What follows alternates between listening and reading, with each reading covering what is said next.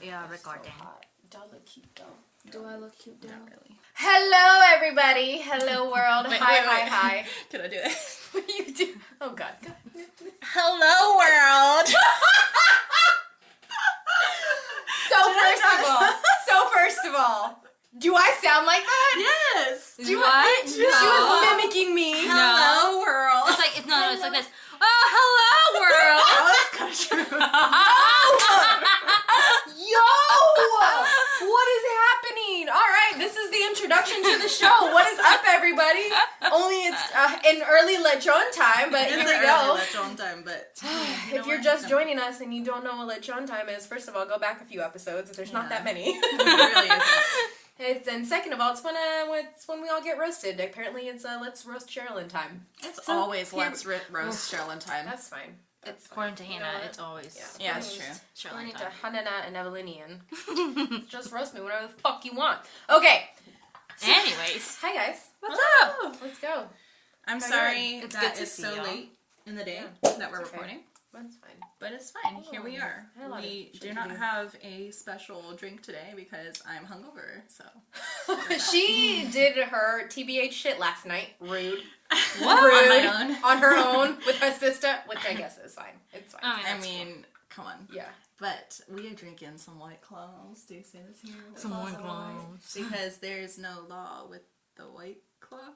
All right. Well, you cannot drink White Claws, clearly. I'm trying to drink, but I think I'm going to mostly be drinking water. So. All right. Well, my drink of choice today, if you know, you know. If you don't, go to episode 1. Mr. Pat Ron himself. Oh, So here's oh, no. here's a live, and it's not live, but it is right now. So technically, if you're listening to it, it happened. It happened. I'm talking to the future. Okay, cheers. Cheers. Live shots. Cheers. Wah, wah, wah, wah, wah. Hey! Oh, girl, you don't even have a chaser. No. Okay. There you Hold go. on. Let me take a sip of this agua. My way, I like to take a shot of Patron, and then chase it with Coke. Mm-hmm. That's the best way. If you listen to our I think it was first episode 1. Yeah. Mm. Yeah. That's the best way to shot this tequila. All right. Anyways, who's presenting today? And what are we talking about? Who are we talking about? Oh. Oh, hey, Yeah, just hang out with us. Yeah, it's hang out with TBH time. So No it is shit show Sherilyn hour, and we are going to be talking about listen, Yo. shit that you don't think about, Yes. like You.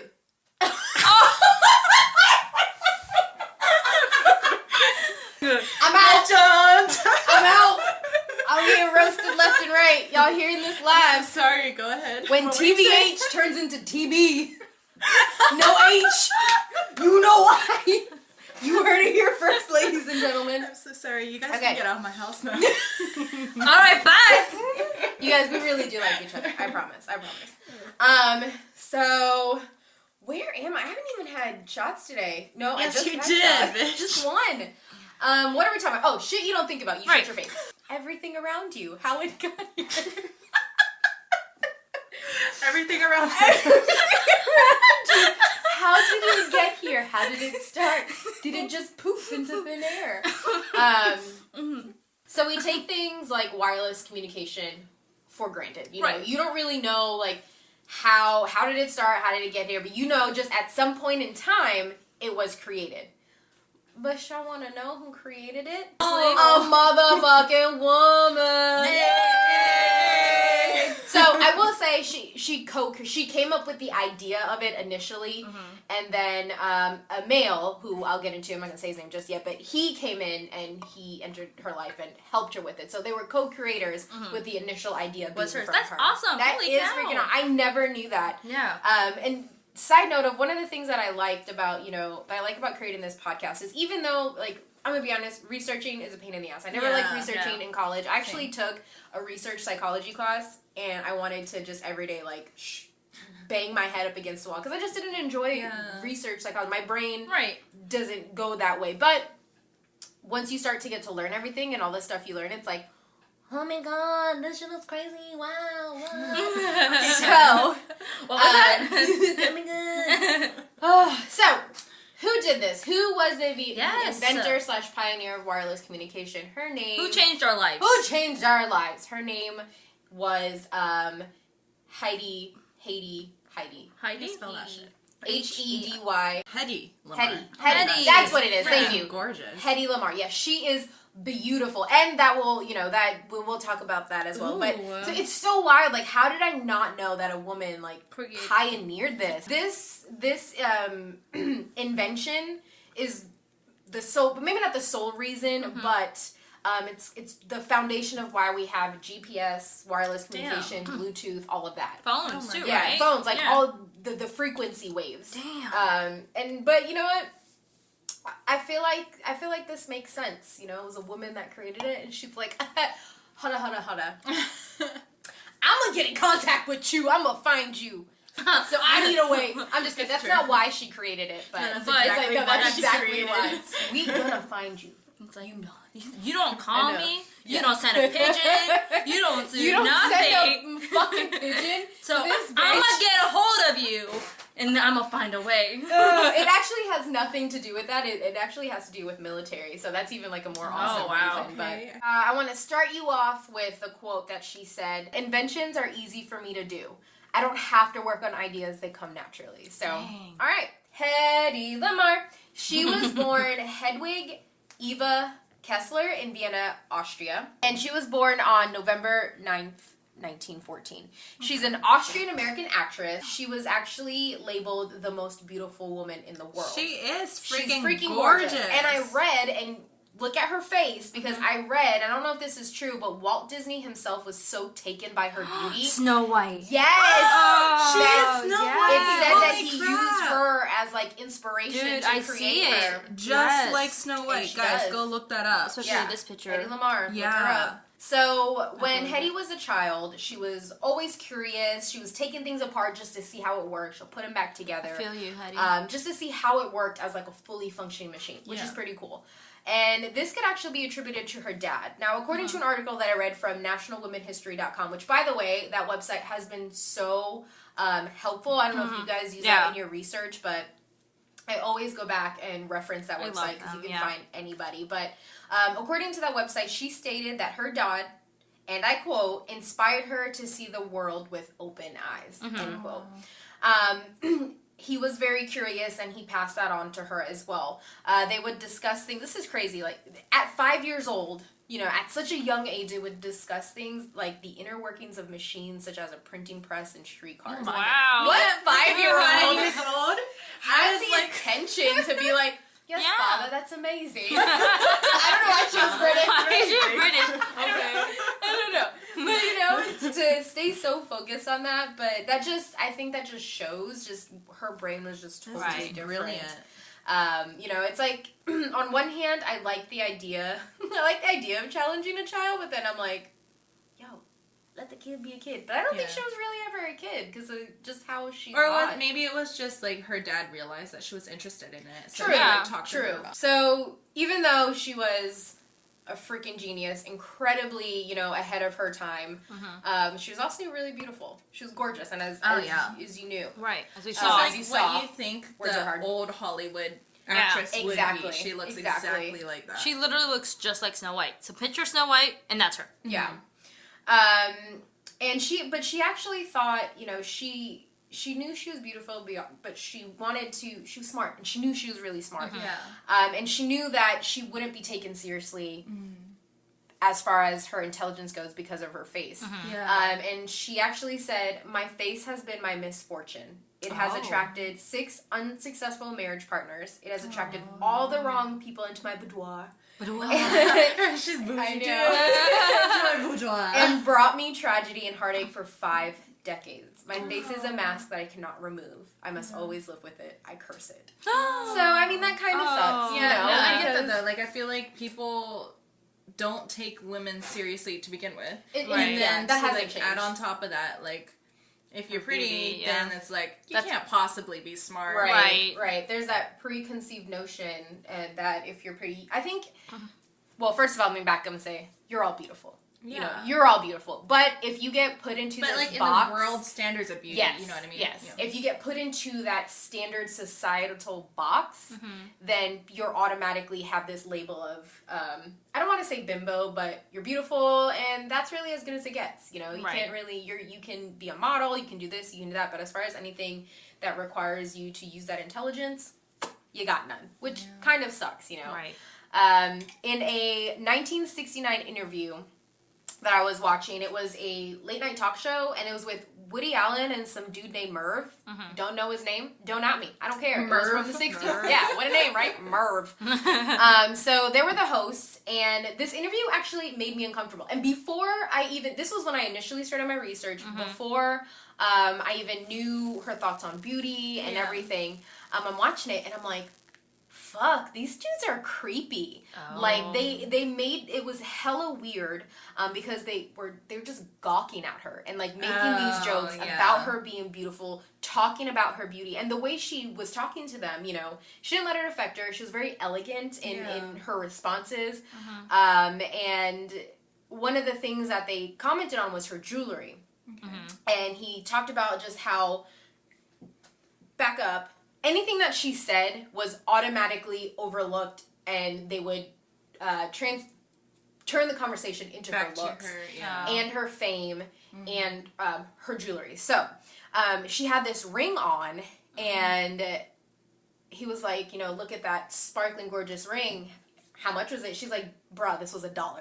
Yeah. It was legit a $1 ring, and she's like, I don't care. It's not necessary. Yeah. You thought it was real, so I don't give a fuck, you know? Yeah. And I was just like, I love that. Girl, I love how, like, I'm so attracted to people, like, even if it's, like, romantic or, like, just platonic friends, if they're so down to earth like that. Yes. That's such an attractive quality that I love. All that to say, and it's just going to be kind of like the common theme here, is I feel like definitely back then a woman's intelligence was overlooked. Right. And overlooked, underestimated, but I think that fuels us as women to push harder and to keep going and to prove everyone wrong, because we're constantly having to prove ourselves, which is like, I just draining. Want to be. So yes, draining. That's perfect. So how did she get into film? Good question. Thank you guys for asking. As a child, she took ballet lessons and piano lessons. Her mom was actually a piano teacher. Ooh. And in her teens, she went on to study acting under director Max Reinhardt in Berlin. And apparently Max Reinhardt is just a super uber creative, famous director. So she was like, hey, yo, I want to be an actress. He's like, hey, yo. Okay. Come on. Let's do it. So she started in film when she was 17 years old in Austria. Wow. And she got her big break when she was 19 in a movie called Ecstasy. Okay. Hey. Now, some fun facts about this film that I loved and I wanted to share. It has nothing to do with her inventions or anything like that, but I thought it was fun. So this movie was super risque for its time. Okay. Like legit, she had some nude scenes. Oh, and really? it showed some non-pornographic sex scenes. Okay. Damn. But I watched this. You watched the movie? All, not the movie, but I saw some clip. But so first of all, like, oh my god, sex that's not real, how scandalous. It was non-pornographic, like, meaning they didn't show anything. Well, yeah, I mean, it's acting. It's acting. But even so, like, sex scenes these days, even in the theaters, like, they'll show them under the cover, or they'll show the movement of it. Y'all, they show absolutely nothing in this movie. Like, they only show her face. So they show them kissing, and then they show, like, alluding to the fact that they're about to have sex, but all you see is her face the entire time. Okay. But that was so, like, people were pissed about that. As far as the nudity goes, you saw her boobs and her butt. Okay. I mean, it's boobs and a butt. You know, side note, why do we make such a big deal about sex? I know this has nothing to do with this topic, but it's like... It's a big deal, yeah. To me... I just remember growing up, like, my parents, whenever we were watching movies, and you may have a different opinion. If that's fine. I don't need your emails telling me otherwise. But... Or your comments. Or your comments. But when growing up, my parents, anytime we were watching a movie and there were kissing scenes, they would tell me they would cover my eyes. Mine too. Yeah, same. But the thing is I grew up so curious about sex at a young age, so intrigued, wanting to know, that I looked for it myself. Yeah. And I feel like that is more dangerous than you're being upfront with it, talking about it, letting them know what it is, and that it's okay, that it's not wrong. Yeah. Yeah. I feel like our parents' age had this like stigma where like, oh, we don't talk about this. We just keep it under wraps. That's And like, true. especially with our parents, it's like more like religious. It's not a negative thing. It's so not don't a make negative it a negative thing. thing. And I mean, and this is, let me also preface this with, this is natural sex, not the crazy sex, although there's nothing wrong with if you're into anything, if it's consensual. If it's consensual, That's right, that's what I'm getting at. If it's not consensual, it's rape. Yes. So there's nothing wrong with that, and again, anyways, we digress. We're going on we're going on a different rabbit hole. But that rabbit hole, I say that because the movie ended up being banned in Germany.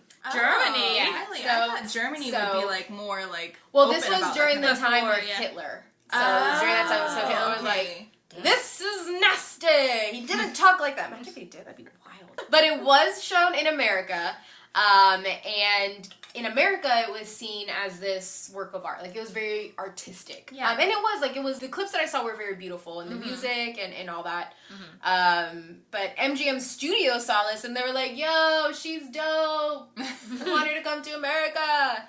And, they wanted to sign her. But it didn't start that instantaneously. It was actually a longer process to get there. So, that's the first third of her life. And with that being said, we're gonna make shit a little crazier and see how this goes. My God. Can you do that again? That sounded really cool. Oh, let's see if I'll do it. Wait, I'll do it right here. Popping many bottles in the ice.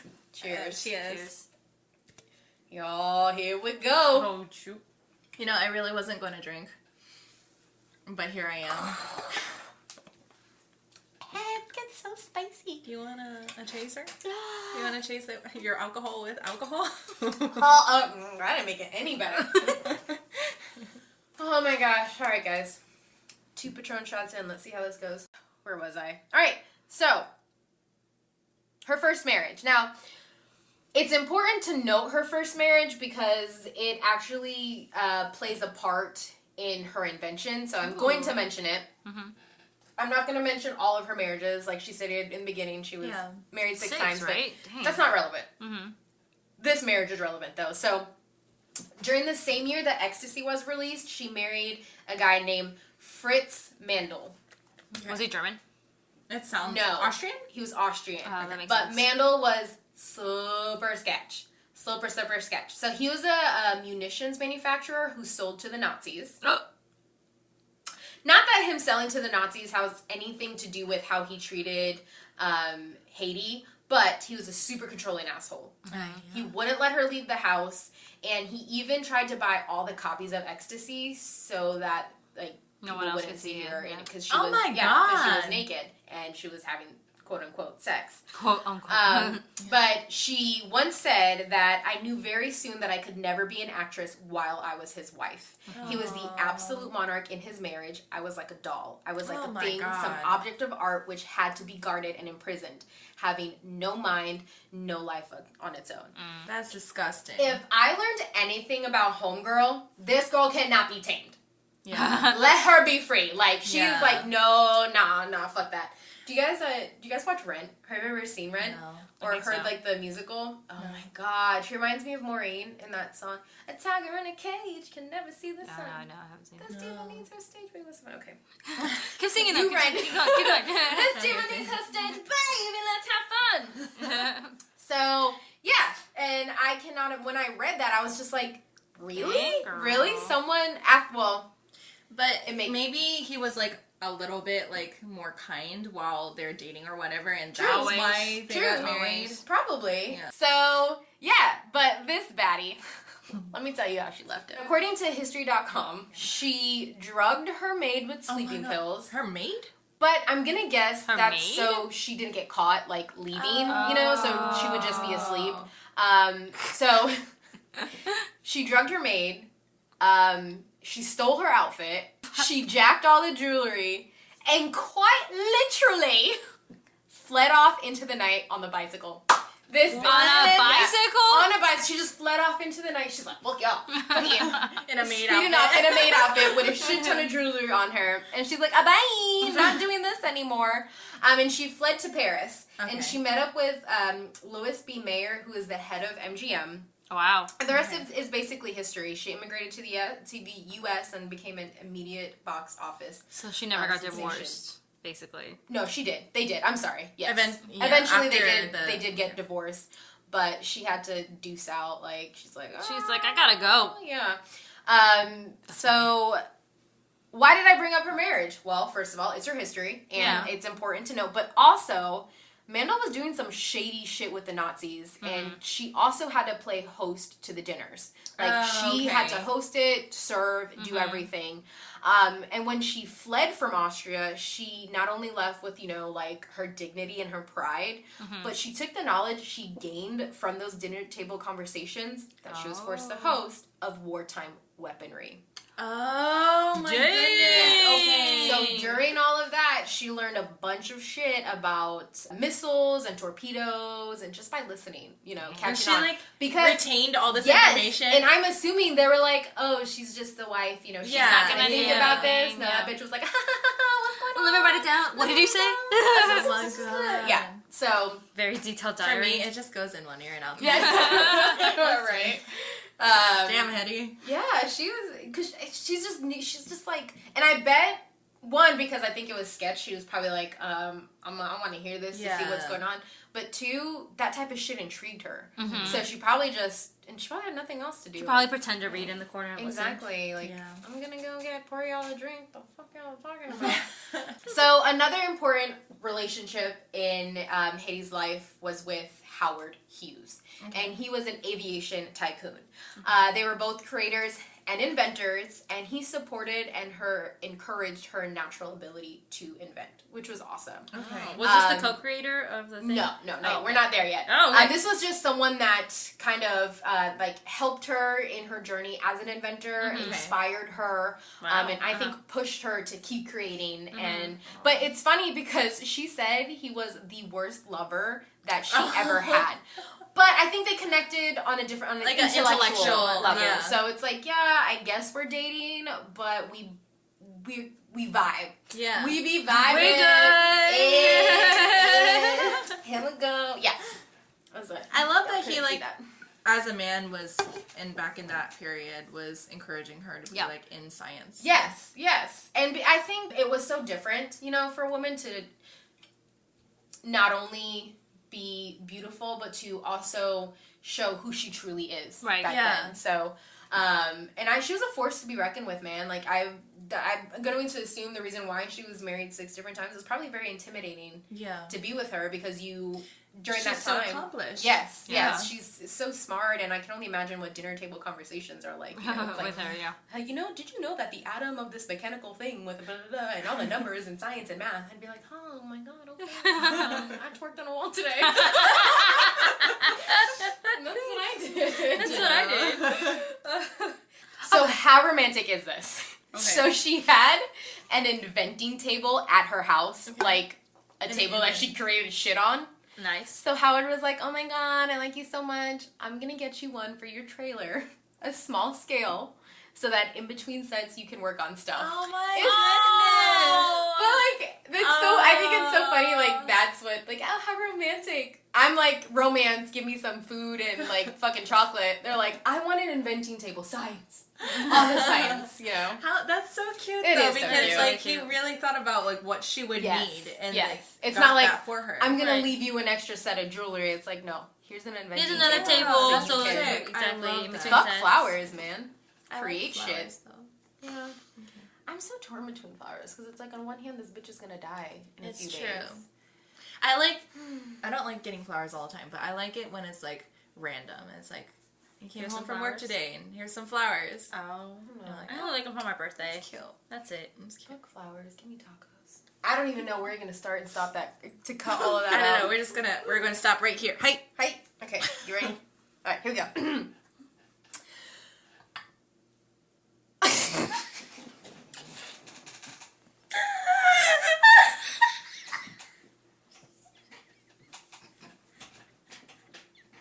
Please excuse our brief intermission. I'm sure Hannah and or Christian just cut out everything that happened, but we're back. I'm crying. We were just laughing so hard for no damn reason. My face is red. Yeah. I feel like. But we're here. Are you here for us? We felt like you wouldn't have appreciated laughing for 5 minutes straight, so. Alright. Here we go. Here we go. Howard Hughes designed airplanes. Did he? That was He wanted to build the fastest airplanes and sell them to the Air Force, and he took Hedy to where these were created. And he told her, cool. and I quote, "Hey, baby, you want to invent shit? Let my scientists help you, babe." Exact fucking quote. And gave her... and gave her full access to his people, all of his scientists. Dang, Awesome. Yeah, and it was pretty great. Now she basically was able to really like put things into workings and like actually create more than just what she could do at her table. Mm-hmm. Okay. And one of the coolest fucking things that she helped with was the design of his airplanes. Ooh. This shit was wild. I watched this video like 10 times. She said they were too fucking slow. Oh. She was like, they're too slow, ya fuck. And it's because the way the wings were shaped. All right. Okay. All right, everybody, close your eyes. Mm-hmm. Envision an airplane, okay? Everyone, if you're driving, please don't close your eyes, okay? Airplane, arms out. Airplane. You know how the wings have a tip like a triangle now? Yeah. Hughes designed them square. What? Yeah. What? So now take that tip, just the tip, and turn it into a fucking square. That's how his airplanes were designed. So instead of being like a triangle, it was a square? It was a fucking square. Hedy was like, bruh, like, this shit sucks. Okay, oh, she didn't airplanes? say it. She didn't say this shit sucks, but she's like, it's too slow, it's not gonna work. So she bought a book of fish, excuse me, and birds. And she took the fastest fish and the fastest bird and drew them on top of each other. Oh my god. And showed these to him, and she was basically like, dude, like, this is ergonomic. Thank you. It makes sense. Like, this makes sense to do it this way. Yeah. And he was like, yo, you're a motherfucking genius. I'm gonna have to redo this. And he did. Something that she was able to invent with the help of his scientists was a fizz cube of Coca-Cola. So she said that during the war, so the soldiers and the workers, they didn't have access to Coca-Cola because, well, war. And so she created this tablet that was supposed to dissolve in water, and then boom, you got Coca-Cola. But she didn't take into account that like apparently every state has a different type of water, a different type of strength in it. Yeah. So they didn't dissolve all the same way, and she said it was kind of a fail. Like it was one of her. She called it, her words, one of her biggest invention boo-boos. Okay. Oh. So, and that reminds me actually kind of like, not the invention fail boo-boo, but the water, like, you know, have you guys heard like hard water versus like that bagels are better in New York because of the water. Yes, yeah. I have heard that. So I'd ask my dad, like New Yorkers being New Yorkers. Probably. I'd ask my dad, but he thinks everything is better in New York, so it'd be totally pointless. I'd be like, Dad, the rats are so much better. He'd be like, no, you haven't seen the rats in New York. The rats in New York. The rats in New York are massive. All right, Dad. Cool. That's fine. No, I love that dude. I love that dude. That's my guy. That's my daddy. So all of that beginning, everything to finally get to wireless communication. Okay. So in 1940, Hedy met composer George Antheil at a party. Now, his last name was said, like, every interview that I watched was said a bunch of different ways. I went with the one way that I heard that I could actually remember, and that's Antheil. So if I'm pronouncing it incorrectly, hey, this is how they said it on YouTube. Antheil. You can at YouTube. Yeah, you can at fucking YouTube, okay? So naturally, I feel like every important figure in Hedy's life was not only one thing, but they were also some sort of inventor. So he was also an inventor. Okay. And he received a French patent in 1924. So 20-something years before he met Hedy. And it was for... I decided whether or not I was going to attempt to fuck up this name in French. Oh, no. So I decided I am going to attempt to fuck up this name in French. Are y'all ready? Apparel et pepio et l'inscription de la musique. How'd I do? How'd I do? That was awful. That was awesome. The French are not offended at all. No, not at all. Also, if you are French, I'm sorry. I'm so sorry. It's no mean to. We're making fun of our own stupidness. So there we go. You guys are wonderful, wonderful. Okay. Somebody come. Oh my god. One episode. Every single episode. Get out. So, what the hell was that? I don't know. No, I'm saying like what is that? What did we just say? It is an about music. Yeah. It is an electrical apparatus that made contact with the piano keyboard and recorded the notes played on a moving roll of paper. This also plays a role in their invention. So, and it's reminiscent of a 19th century telegraph registers and player panels, like you just said. So, yes. So they met at this party, and Hedy and George got to talking about their ideas and their inventions. Their ideas and their inventions. And they bonded over their love for creating things other than movie and music. Again, very intellectual people that saw past the superficial, of the superficialness of their jobs. And they became friends. And according to Antile, he said, quote, "We began talking about the war, which in the late summer of 1940 was looking most extremely black. Hedy said that she did not feel comfortable sitting there in Hollywood and making lots of money when things were in such a state." Like, she's freaking awesome. She said that she knew a great deal about munitions and various secret weapons. And she was seriously thinking of quitting MGM, who's playing footsies with me. It is not me. My feet are right here. I'm moving the whatever. I just want to play with my feet, Evelyn. No, I have not touched your feet. I'm touching the carpet. See, Evelyn is a foot person. She has a foot fetish. Do not put that out there!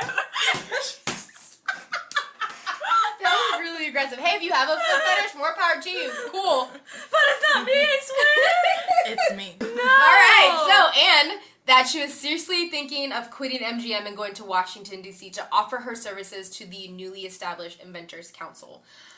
So, cough, cough, her knowledge from the Nazis, boom, right there when she said that she had good deal about munitions and various secret weapons. And fun fact, she actually did leave MGM in 1945 and created her own production company, being the first female producer ever. Really? Yeah. She just is like constantly like figuring out ways to just keep going. Yeah, you know? Like, I love that. Even though she kind of followed the status quo, I feel like she still did it like on her own terms. Yeah. Right, essentially. yeah. But I looked up to see if this production company was still going, and I don't think it really lasted that long, yeah. but she was still the first woman to still do did it, that yeah. at the time. Yeah. When she talked to him about her ex-husband, she let him know that Mandel did some sketchy shit.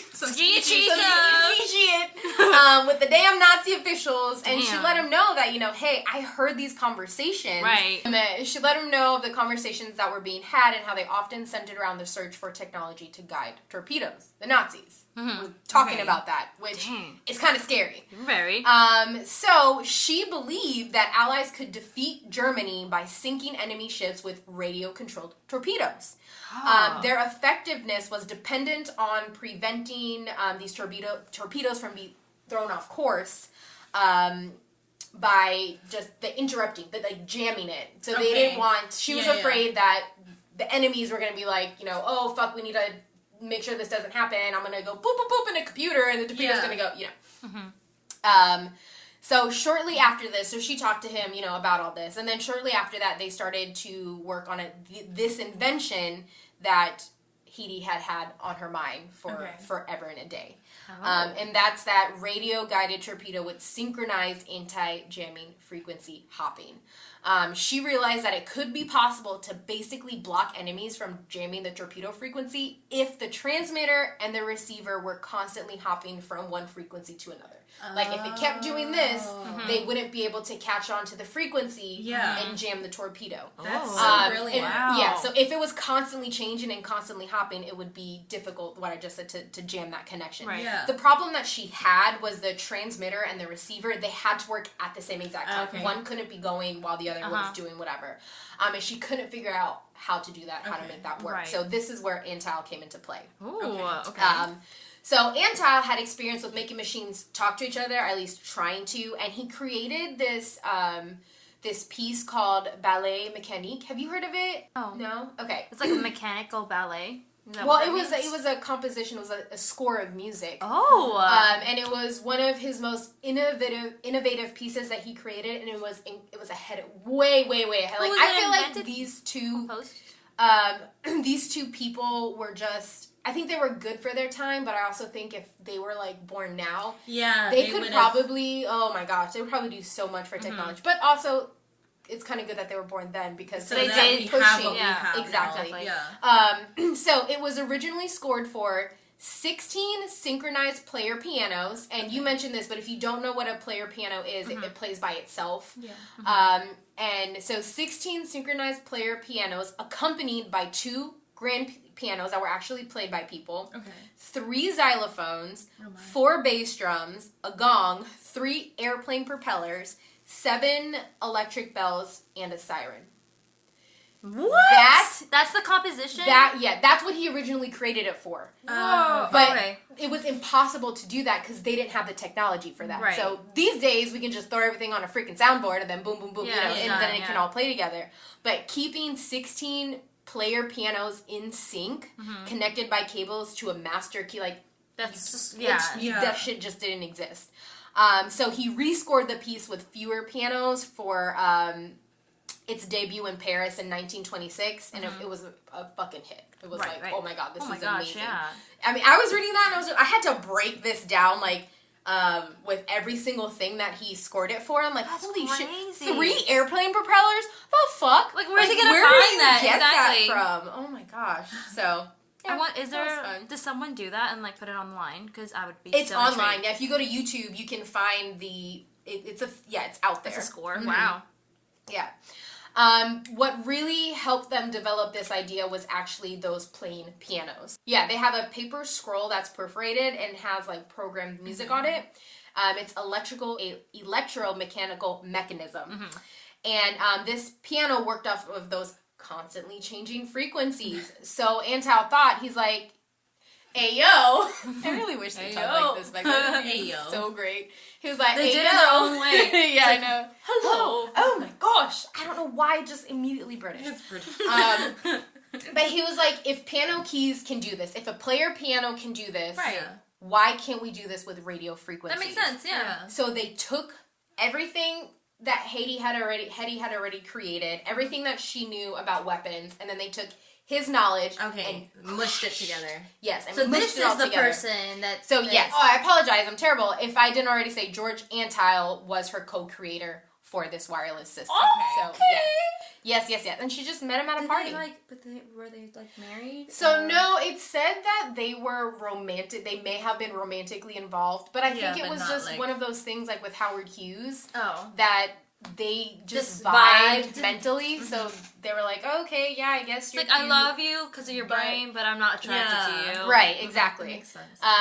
So they took that knowledge, both the transmitter and receiver hopped simultaneously at short, random time intervals, and if anyone attempted to jam it, it wouldn't work. Or if it did work, it was super temporary. Okay. And they specified up to 88 frequency changes, which was their nod to the 88 keys on a piano. Really awesome. And I know I keep repeating just what they did, and I actually put that in there several times for myself because it took me a second to try and just compute exactly what the hell they created. Yeah. You know, after watching so many videos and writing, it may seem simple, but I was just what exactly are they trying to do? Oh, torpedoes, make sure people don't fuck those up so that we could win the war. So they submitted this idea and they submitted the sketches to the National Inventors Council, which is a clearinghouse for military and defense inventions submitted by civilians. So if you were a civilian and you designed or created some shit, they were like, hey, I think the military could use this. You could submit it to the National Inventors Council. Oh, cool. And they did that at the end of 1940. And they got pretty good feedback.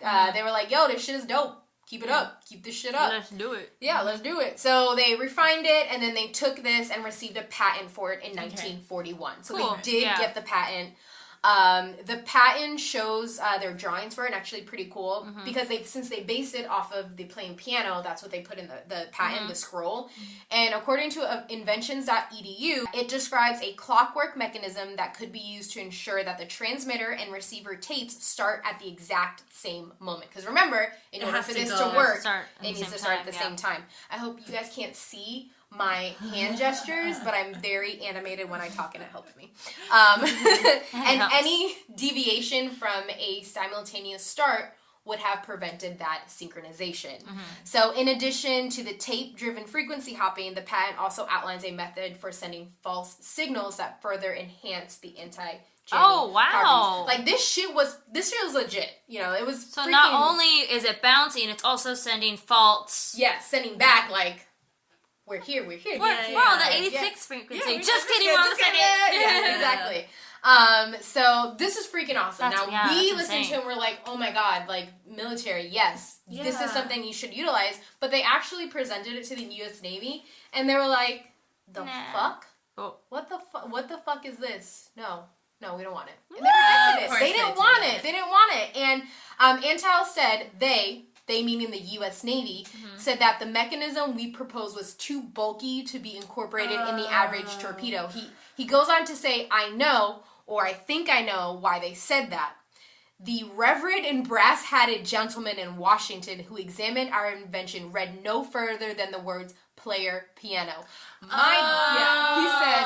fucker. He said, my God, I can see them saying, we can't put a player piano into a torpedo. And that's actually what I was thinking too, and I put it in here, that I think because the patent it had the player piano, and that, I just hit the pop filter, that's why the U.S. Navy, like, they didn't take it seriously. Yeah. Right. So, and I also think, and probably not, but because it was a woman's name on there and she was an actress, they were probably like, who the fuck is this famous actress doing? Yeah. Trying to make this type of thing for us. So, and I feel like people in general just don't like change. Yes. So. Oh, that too. Right. Yeah.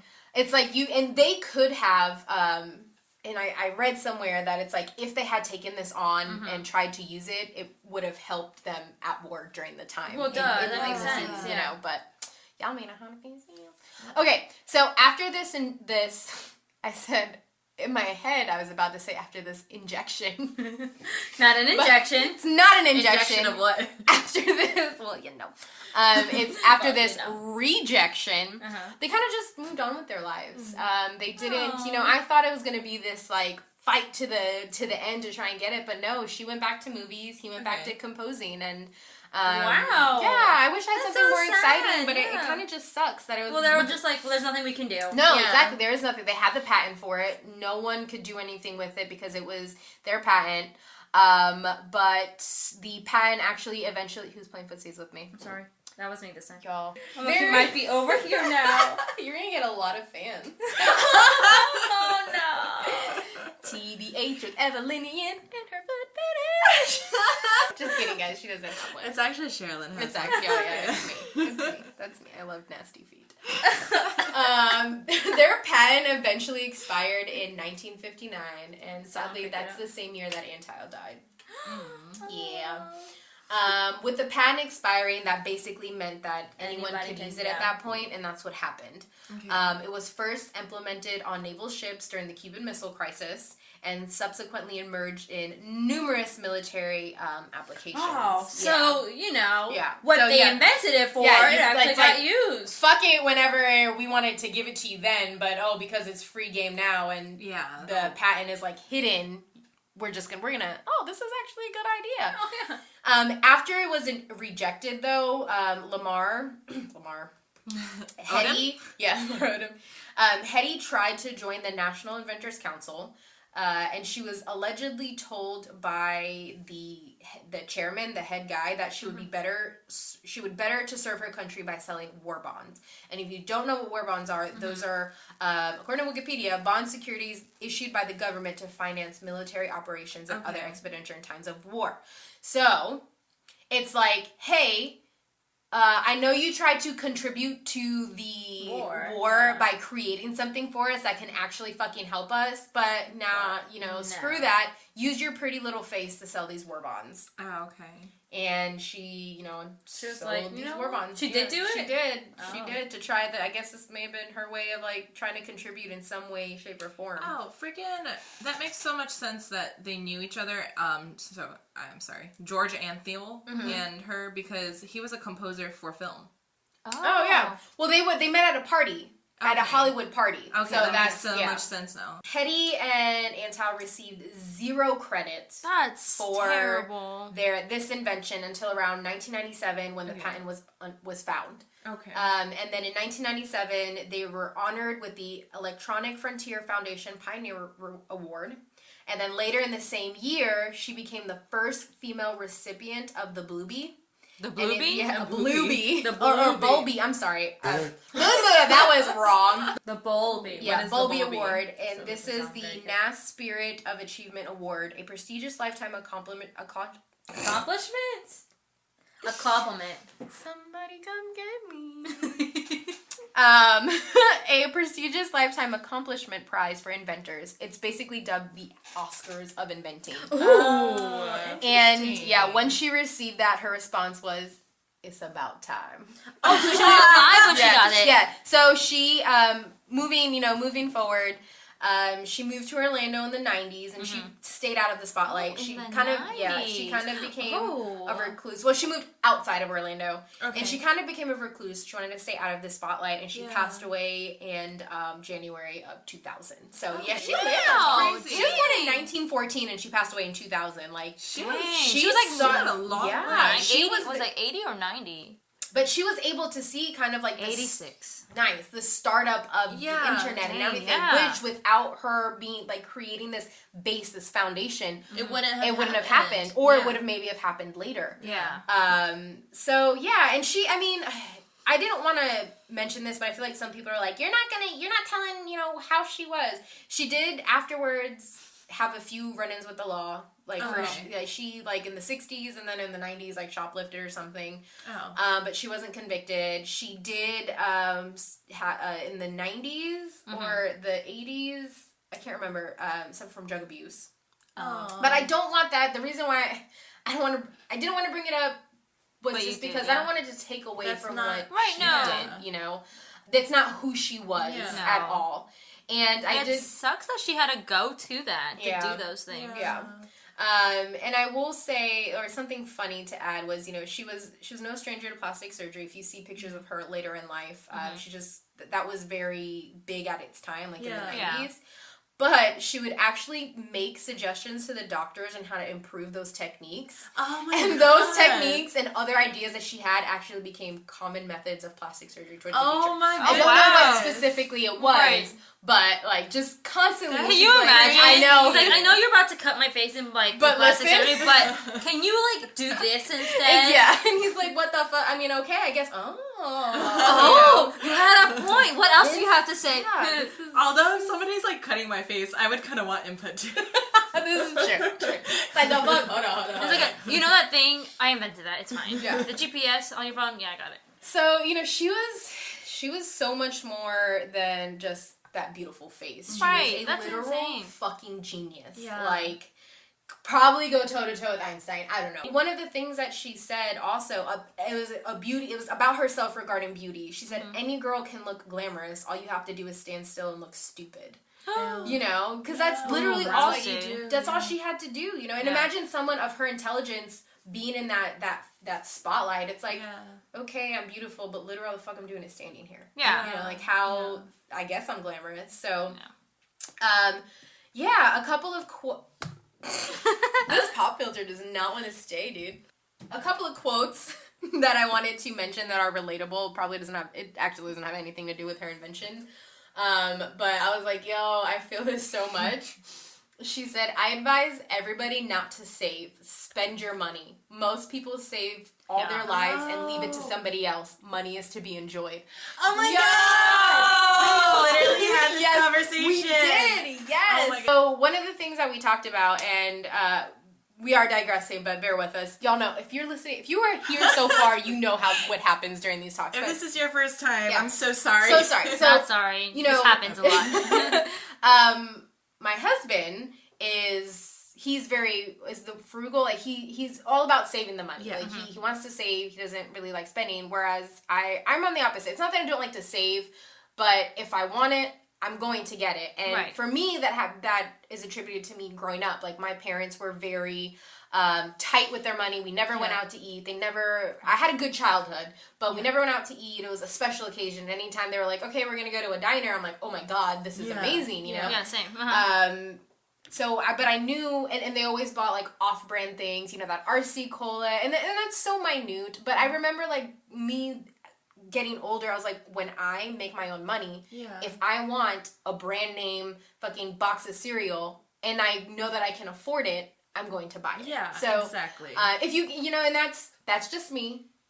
I'm not saying that you should go and spend your money crazy. You know, if that's all you can afford, that's all you can afford. That's fine. That's fine. But as an adult, I was like, I'm gonna get that. You know, I'm gonna do all this. So that was just that was it. And that's how I feel about it too. It's like, also, you don't know when you're gonna die. So like, you could have like spent all of your lifetime like just saving everything, and then at the end of your life you never got to enjoy it. So and that's what she said, money is meant to be enjoyed. Right. So obviously, like, don't go and just spend all your if you fucking don't have shit. it, you know, don't be stupid about it. But like, if you want to enjoy something, just I'm on both ends. I like to save my money so I can go on trips. Yeah, and then I spend all my money. money. Reason behind that. Yeah, you know what I mean. But I'm not I'm the same way. I'm not gonna go and buy the cheapest brand of cereal. Like I'm gonna get the brand that I like because it tastes good to me. And that has your financial minute with financial advice with TBH. Please don't go spend all your money. Please don't spend all your money. Just be responsible with it. If you want brand name cereal, buy your brand name cereal. Yeah. So another quote that she had was, I think women are concerned too much with their clothes. Men don't really care that much about their clothes. If they like a girl, chances are they'll like her clothes. Shots fired. Shots fired. And I just like that because that reminded me of The Ring. Yeah. And, you know, just like, who the fuck cares? Which is funny coming from somebody in Hollywood that's so glamorous. Yeah. You know, it's like, who the fuck? Whatever. But, all right, to end all of this, I heard this poem that I'm going to read to you guys, actually, while I was watching one of her biography videos. But this is a poem by Kent and Keith that she read to her children. She did have kids. I think and I thought she was the one that created it, but it's so perfect, and it's so her, and it's called The Paradoxical Commandment, so bear with me while I try to read. Paradoxical Commandments. But it had me right in the feels, so... People are illogical, unreasonable, and self-centered. Love them anyway. If you do good, people will accuse you of selfish, ulterior motives. Do good anyway. Yeah. If you are successful, you will win false friends and true enemies. Succeed anyway. The good you do today will be forgotten tomorrow. Do good anyway. Honesty and frankness make you vulnerable. Be honest and frank anyway. The biggest men and women with the biggest ideas can be shot down by the smallest men and women with the smallest minds. Think big anyway. Oh, that one. Yep. People favor underdogs, but follow only top dogs. Fight for the few underdogs anyway. What you spend years building may be destroyed overnight. True. Build anyway. People really need help, but may attack you if you help them. Help people anyway. Give the world the best you have, and you'll get kicked in the teeth. Give the world the best you have anyway. Oh. Wow. And that was Hedy Lamarr, guys. Woohoo! That's awesome! I love it so much. Welcome to our wall of listen, welcome to our world. Our wall of baddies. You feeling that tequila shot? Yeah, girl. It's like, I feel like I want to get those paradoxical commandments like on a fucking thing. I love it. You have it pulled up? I do. And everything that could knock you down, just fuck it. Keep going. Yeah. Keep doing it. It doesn't matter. And I think I related to that on a personal level because I don't know. Like I feel like I'm constantly like doubting myself. You know, like anybody, everybody. You know, you doubt yourself. You don't think you're good enough, or you think you're being judged, and for the most part, I'm like, I don't give a fuck. But I think I've said before, most of my life, people try to quiet me down. Yeah. Because I am who I am. Yeah. Right. And I would be quiet and be all that. But now that I'm in You're not what? In your 30s. Now that I'm in my early 30s. Now that you started your 30s. I didn't really start to say fuck it, fuck them until like my late 20s. So, and that it's just, it helps reinstate that feeling in you to just like, you're good enough and keep going no matter what. If someone punches you in the face, get back up and walk right past them. So. I love it. That's awesome. Yeah. Well, thank you so much. much. That was awesome. Yeah. She's absolutely fantastic. I want to, there's actually a biography, a movie made that I didn't have a chance to watch, but it's called Bombshell. Okay. And it's her story. I've heard of that. Oh, cool. And I am going to watch it at some point after this, and I highly encourage you guys to watch it. But thanks guys for sticking with us, and if you have any suggestions for any woman for us to do, please mention them in the comments or write it in our Gmail. Alright, so if you want to catch up with us in any form of social media, just go rate it out, Tipsy Broad History Podcast. You'll find us anywhere, including Instagram, Facebook, and our Gmail is going to be tipsybroadhistorypodcast@gmail.com. The only one that's different is Twitter, and that's Tipsy BH Podcast. We had to make it short. Give us suggestions. All right, guys. We'll see you next week. Thank you. Bye. Check out our IGTV. What's something super basic? You. Oh. It's gonna be like this.